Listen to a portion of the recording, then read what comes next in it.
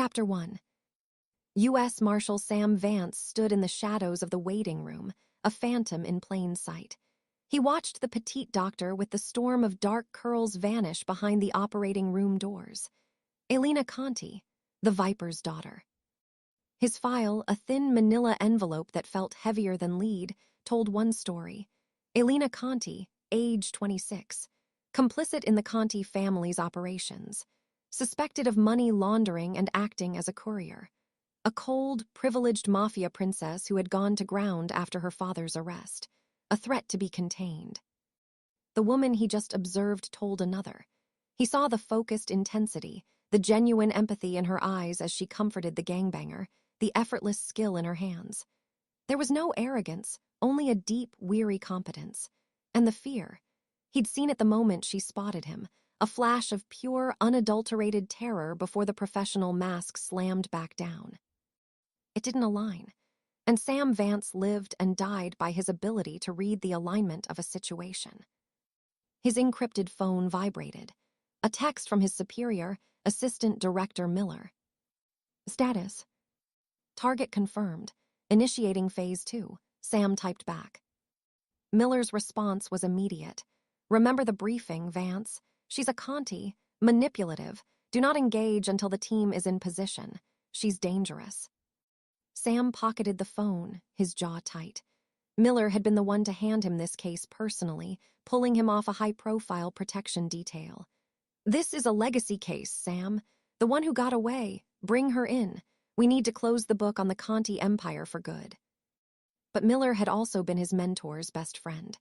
The same mentor, Frank O'Malley, who had died in a hail of bullets 5 years ago during a supposedly routine protection detail that went horrifically wrong.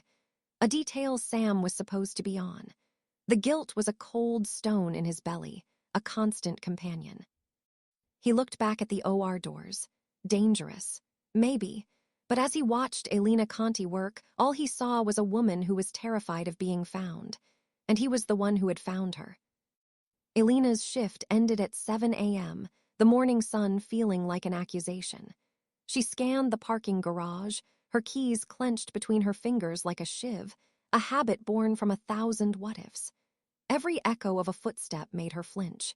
The image of the man with the gray eyes was burned onto her retina. She drove a circuitous route, her eyes flicking to the rearview mirror, performing the anti-surveillance drills she'd taught herself.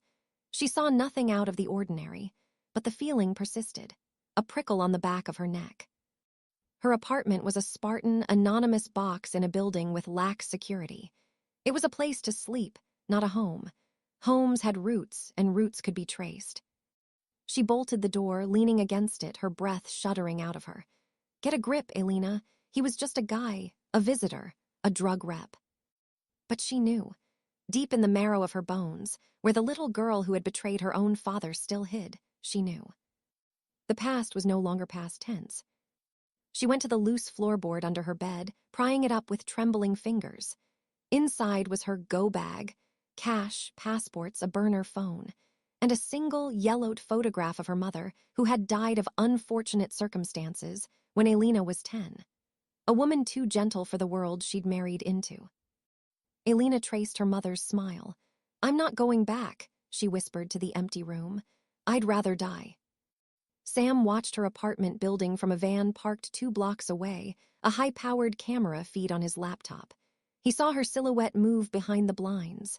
Nervous, agile. He pulled up the digital case file Miller had given him. It was sparse. Bank records showing a single, large withdrawal 6 years ago, her runaway money. Her medical school records flawless. No friends, no relationships. A ghost. He cross-referenced the date of her disappearance with the date of Lorenzo Conti's arrest. They were 3 days apart.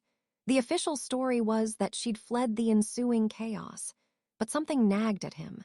The takedown of Conti had been a masterpiece of federal investigation, a treasure trove of evidence delivered anonymously. He opened a new search window, bypassing the Marshal's server, using back-channel protocols Frank O'Malley had taught him. He pulled the old FBI evidence logs from the Conti raid. Item 347, A single, encrypted flash drive entered into evidence by Agent R. Walsh. The source was listed as anonymous, unverified. Sam leaned closer. The date the drive was entered into evidence was 4 days before Alina disappeared. His blood ran cold.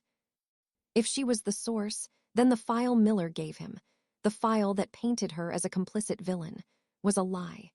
And if that was a lie, then someone very high up didn't want the truth about Alina Conti getting out. He looked from the screen to her apartment window, the pieces clicking into a terrifying new picture. The hunter had just realized he was guarding the lamb from the rest of the wolves.